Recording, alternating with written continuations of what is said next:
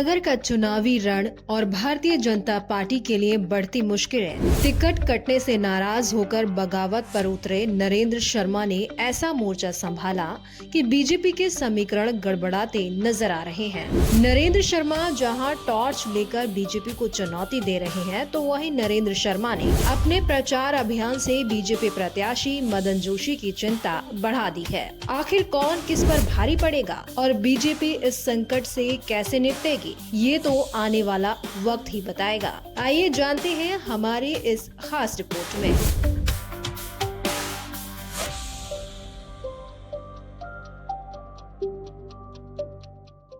वैसे इस प्रकार की बातें एक जिम्मेदार राजनीतिक दल के लोगों को नहीं करनी चाहिए।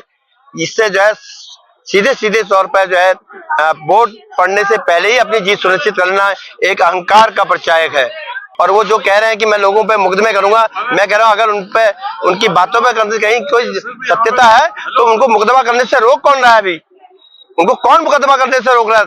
करें मुकदमा। आज सारा समूचा विपक्ष जो आरोप लगा रहा है वो जो है कहीं ना कहीं तथ्यों पे आधारित होगा, तभी तो विपक्ष आरोप लगा रहा है। इस प्रकार की बातें कहना, मैं कसम खाता हूँ, ये हमें सब पता है।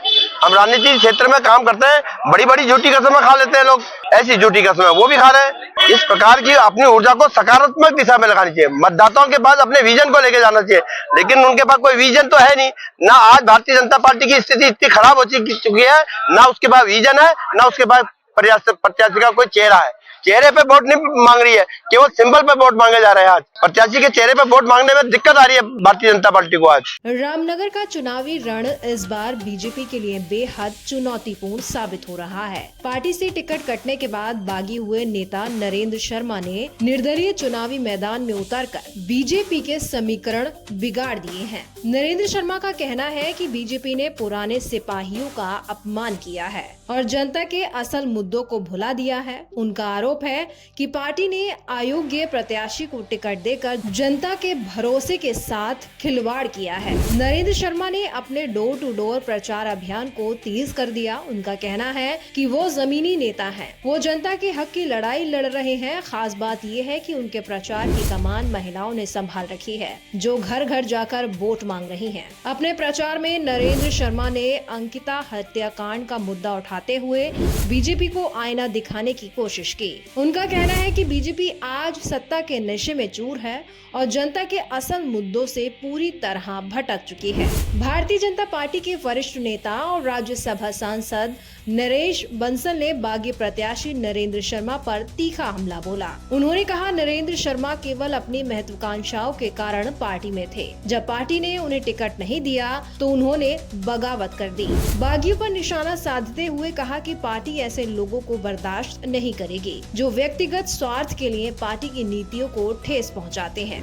उनका कहना है कि जनता ऐसे बागियों को वोटिंग के दिन जवाब देगी। मेरा 50 वर्ष का राजनीतिक अनुभव है। मैं ये कह सकता हूँ कि ऐसे कार्यकर्ताओं को अपने परिवार का भी समर्थन नहीं मिलता है। जो लोग साथ में चलते हुए भी दिखाई दे रहे हैं, क्या कहना चाहिए, चौक के देने के कारण से वो मैदान में डटे दिखाई देते हैं, वो भी केवल वोटिंग के पहले तक के उनके साथ हैं, वोट वाले दिन वो भी उनके साथ नहीं है।